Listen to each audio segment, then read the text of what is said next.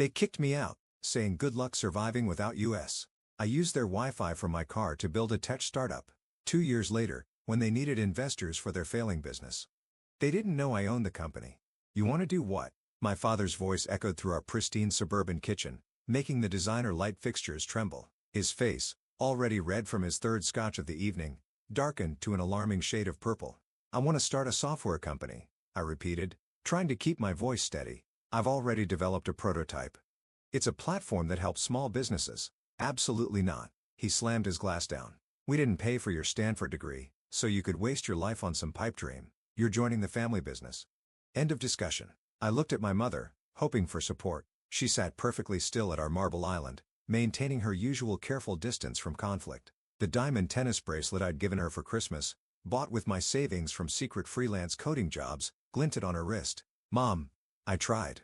You've seen how many small businesses are struggling with digital transformation. My platform could really help, Danielle. She sighed, examining her manicure.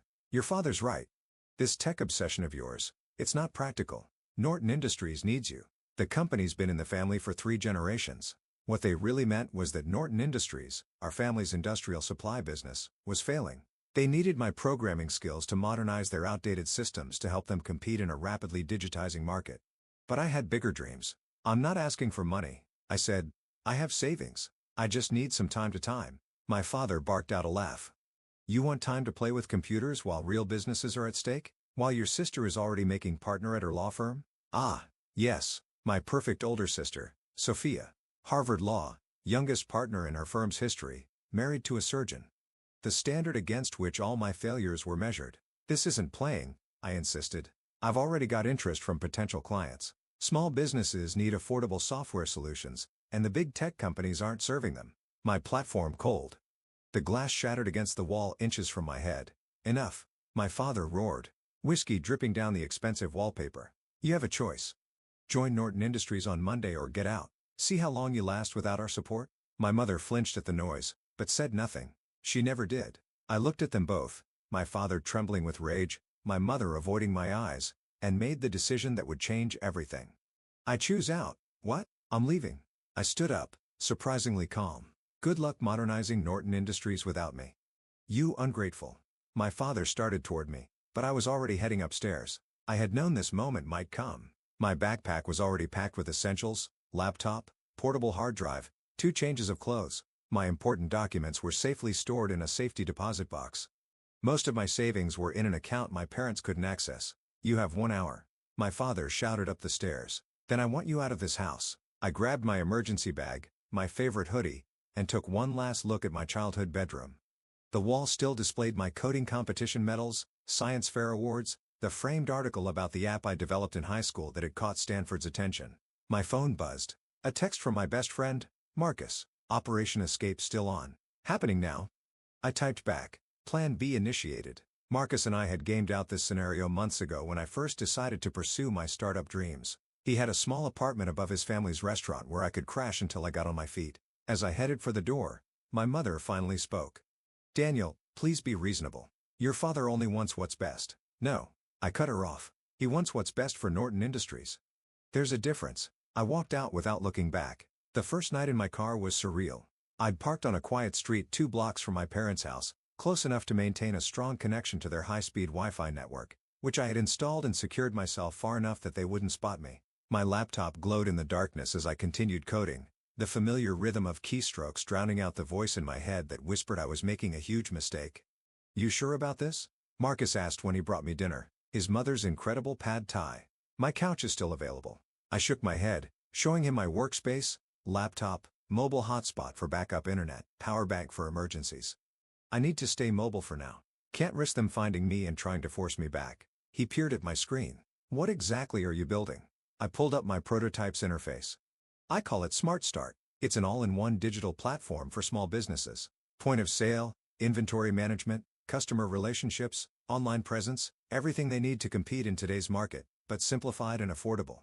Like what your dad's company needs? Similar, but designed for smaller businesses that can't afford enterprise solutions.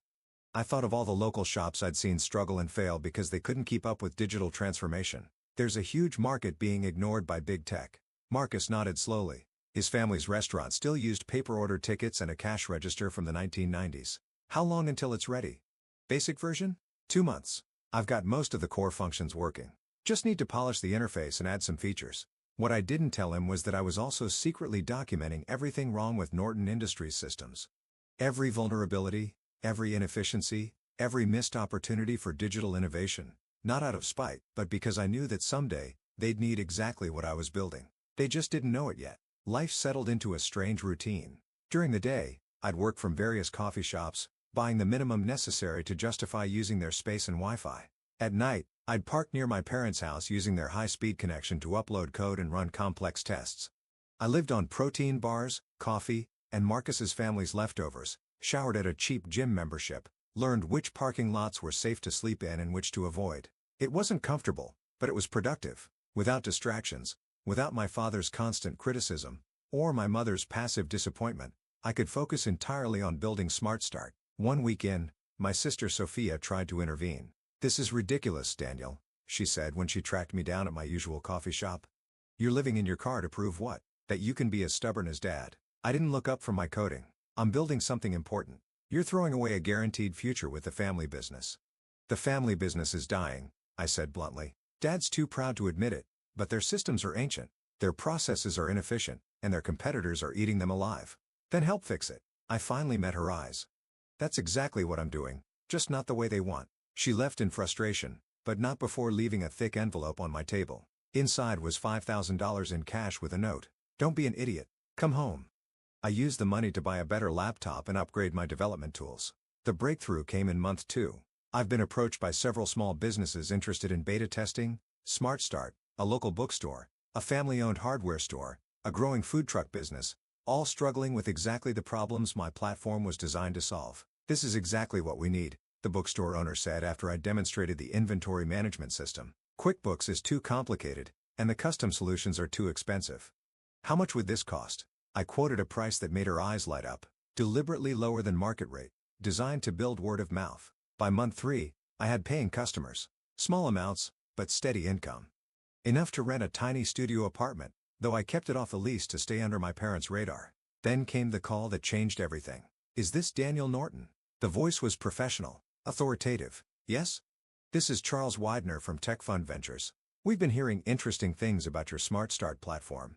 My heart stopped. Tech Fund Ventures was one of the most prestigious early-stage investors in the country. "One of our portfolio companies mentioned your solution, said it's exactly what the small business market needs. Would you be interested in discussing potential investment?" I gripped my phone tighter, thinking of all the nights coding in my car, all the meals skipped to buy server time, all the doubts and fears pushed aside to pursue this dream. "Yes," I said. "I would definitely be interested." What I didn't know then was that this conversation would set in motion a chain of events that would not only validate my vision, but also bring me face to face with my family's business failures in a way none of us could have predicted. The Tech Fund Ventures office occupied the top floor of a gleaming downtown skyscraper, exactly the kind of place my father would approve of. I adjusted my one good suit, bought secondhand for investor meetings, and tried not to look like someone who'd been living in his car 2 months ago. Charles Widener was younger than I expected, maybe early 40s. With the relaxed confidence of someone who'd made his fortune in the first dot-com boom. "Walk me through it again," he said, gesturing to the conference room's massive display where my SmartStart demo was running. I pulled up the interface that had become as familiar as my own reflection. Small businesses are drowning in digital complexity. They need e-commerce, inventory management, customer relationship tools, but existing solutions are either too expensive, too complicated, or too limited. I demonstrated how a small business owner could set up their entire digital presence in under an hour. Point of sale, inventory tracking, customer communications, even basic analytics, all integrated, all simple enough for anyone to use. "And this scales?" Charles asked. "Completely. The architecture is cloud-based, modular. We can add features as businesses grow, integrate with other platforms, but the core stays simple."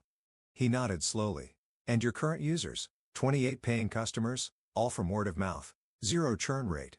Average user engagement is 4 hours daily." "That's impressive." He pulled up another screen. "My company's incorporation documents. Innovative Solutions LLC. Registered 6 months ago."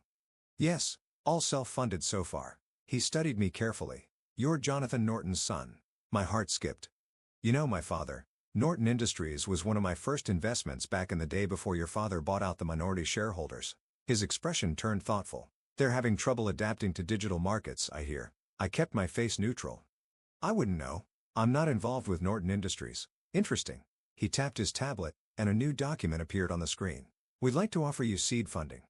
$2 million for a 20% stake. I tried not to show how my hands were shaking. $2 million. More money than I'd ever imagined having access to. There's one condition, Charles continued. We want you to expand your focus. Small businesses are good, but mid-sized enterprises need these solutions too. Companies like, say, Norton Industries. And there it was, the trap I'd been both expecting and dreading. You want me to target my family's business? He smiled slightly. I want you to target a market segment that desperately needs modernization. The fact that your father's company might benefit is incidental. I thought about all the nights I'd spent parked outside my parents' house, using their Wi-Fi to build something they'd dismissed. About my father's rage and my mother's silence, about the small businesses already thriving with SmartStart. I'll need full control of the company's direction, I said. No interference with the core mission. Of course. He slid a folder across the table. Have your lawyers review it.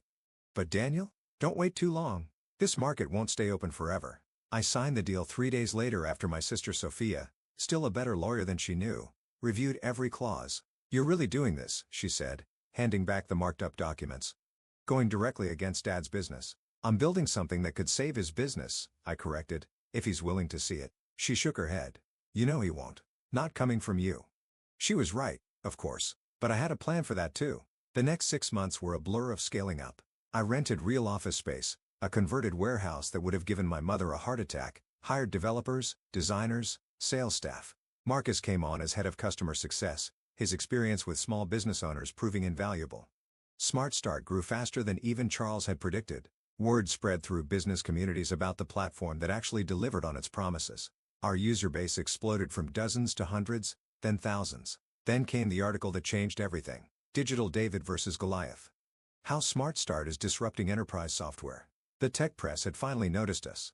The article praised our innovation, our focus on user experience, our ability to help small businesses compete with larger corporations. It also mentioned, almost as an aside, that I was the estranged son of Jonathan Norton.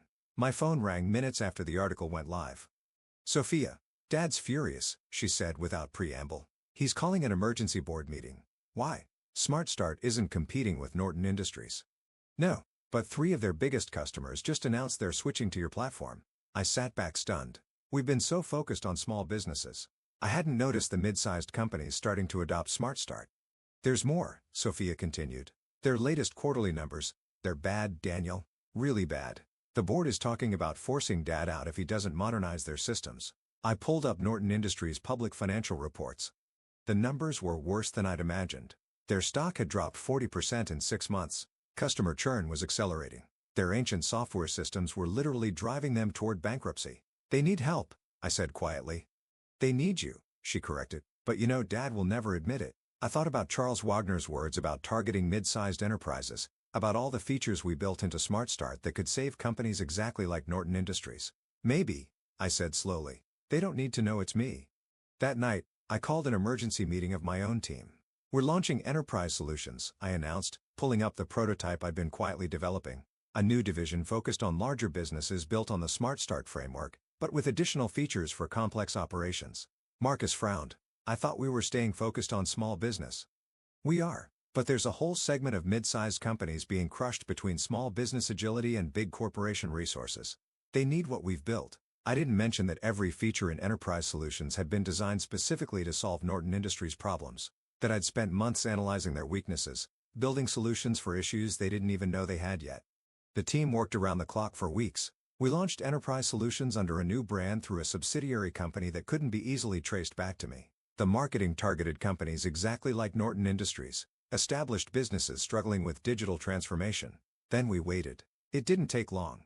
Norton Industries' new chief technology officer, hired in desperation after their last system crash, reached out within days of our launch. The meeting was set for their headquarters. I watched via secure video feed as our sales team, carefully chosen to have no connection to me, presented Enterprise Solutions to my father and his board. I saw the moment he realized this was exactly what they needed. Saw him fight against admitting it. Saw the board members' eager questions about implementation and pricing. The investment would be significant, our sales lead explained. But the potential return will need to see other options, my father interrupted. Jonathan, an older board member, leaned forward. We've seen 12 presentations in 2 months. This is the only solution that actually addresses our specific needs. And their track record. Impressive results with similar companies, another board member chimed in. My cousin's manufacturing business switched to their system last quarter. Saw immediate improvements. I watched my father's face as he realized he was losing this fight. The board wanted change. Their customers demanded it. Enterprise Solutions was their best chance at survival. Fine, he growled. Start the procurement process. I closed the video feed feeling strangely hollow. I'd done it. Created exactly what Norton Industries needed. Proved my vision was right. So why didn't it feel like victory? The answer came 3 days later when Sophia called again. Dad's drinking, she said without preamble. Really drinking. Mom's talking about separation. My stomach clenched. Because of Enterprise Solutions? Because he knows he failed. The company's falling apart, and he had to go begging to outsiders for help. She paused. He keeps saying he should have listened to you. I stared out my office window at the city skyline, thinking of all the choices that had led us here. My father's stubbornness, my own pride, the walls of silence we built between us. What if, I said slowly, there was a way to save both the company and his pride? How? I have an idea, but I'll need your help. The Norton Industries board meeting was scheduled for 9 a.m. on a Thursday. I sat in my car outside their headquarters, the same spot where I'd once parked to use their Wi-Fi, watching familiar faces file into the building. My father arrived last, looking older than I remembered. His normally immaculate suit was slightly rumpled, his walk less confident than the stride I'd grown up admiring. Everything ready? I asked into my phone. All set, Sophia confirmed. The board members are prepped. Charles Wagner just arrived. And Mom, in position, though she's still not sure about this. I adjusted my tie designer now, but still not the brand my father would choose. It has to be today. The Enterprise Solutions contract needs board approval by end of week. Good luck, Sophia said softly. Try not to enjoy this too much. I smiled despite my nerves. She knew me too well. The security guard did a double take as I walked in. Last time I'd been here, I'd been escorted out after another fight about joining the family business. Now I was back on my own terms. The boardroom fell silent as I entered. My father's face went from surprised to angry to confused in rapid succession. Charles Wagner, sitting near the head of the table, merely nodded as if he'd been expecting me. What are you doing here? My father demanded.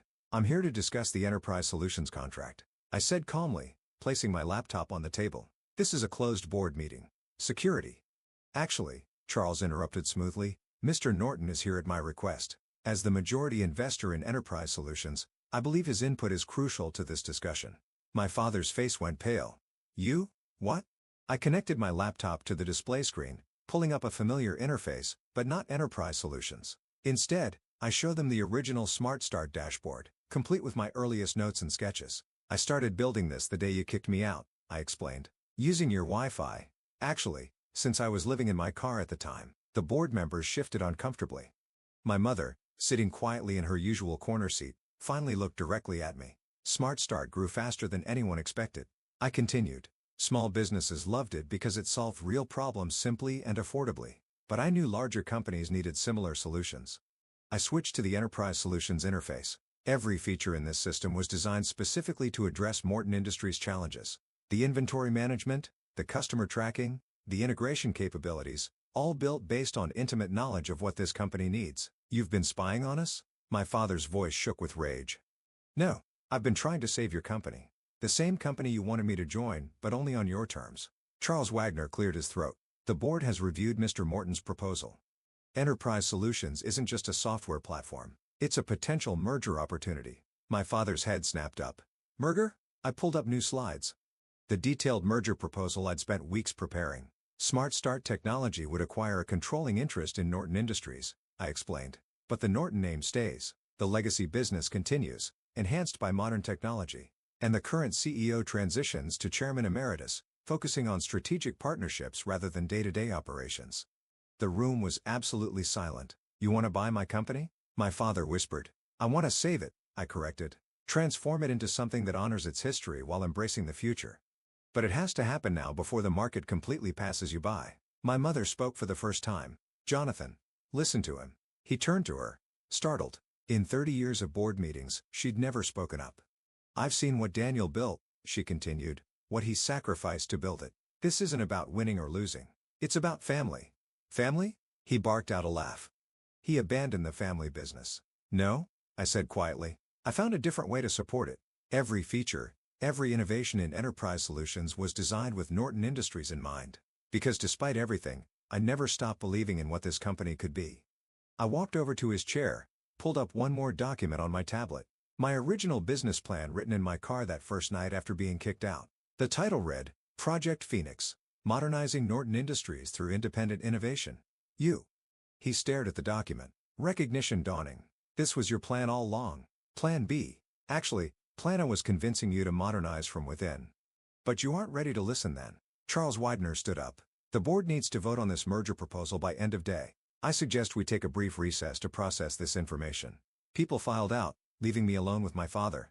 He sat there, staring at my business plan, looking lost. Why didn't you tell me? He finally asked. Would you have listened? Really listened, not just heard what you wanted to hear. He was quiet for a long moment. You built all this using our Wi-Fi? I couldn't help but laugh. That's what you're focusing on. No. He ran a hand through his gray hair.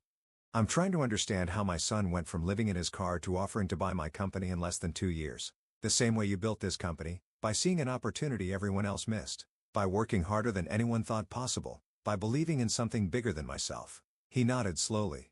Your grandfather would have loved this, you know?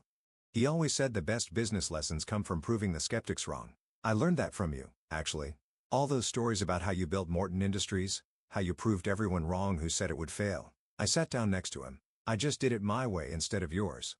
The board voted unanimously to approve the merger. My father, after the longest pause of my life, voted yes. The transition wasn't smooth. Change never is, especially in family businesses. But slowly, surely, Norton Industries began to transform. We kept the name, but modernized the brand, kept the core business my grandfather had built, but enhanced it with technology that helped it thrive in the digital age. Smart Start's innovation combined with Norton's stability created something neither company could have achieved alone. 1 year later, I sat in what had been my father's office, our office now, since he'd finally accepted the chairman emeritus role. We were reviewing quarterly numbers, which had exceeded all projections. You were right, he said suddenly. I looked up. About what? About everything. The technology. The market changes. The need to adapt. He met my eyes. I was too proud to see it, too scared of losing control. And now? He gestured at the tablet, showing our latest results. Now I'm proud of what you built, what we're building together. My phone buzzed. A message from Marcus about a potential new acquisition target. Another struggling family business that needed exactly what we created. Speaking of building, I said, pulling up the proposal. What do you think about expanding our enterprise division? He smiled. The real smile I remember from childhood before stress and fear had hardened him. Tell me more. Later that night, I drove past our old house. The Wi-Fi signal was still strong. I'd upgraded their system last month, though they didn't know it. I thought about that first night in my car, coding by the glow of my laptop, running on determination and spite and dreams of proving everyone wrong. But success, I'd learned, wasn't about proving others wrong. It was about proving yourself right, about building something so undeniable that even the strongest skeptics have to acknowledge its value. My phone buzzed again. A family dinner reminder from my mother. These were regular events now. Though the conversation had shifted from criticism to collaboration, from judgment to genuine interest. Coming, I texted back. Then, because I couldn't resist using the Wi-Fi to send this, her response came quickly. Very funny. Your father says bring the new acquisition proposal. And yes, he's actually smiling about it. I smiled too, thinking of how far we come. From rejection to reunion, from competition to collaboration, from using their Wi-Fi in secret to helping them embrace the digital future. Sometimes the best revenge isn't proving someone wrong.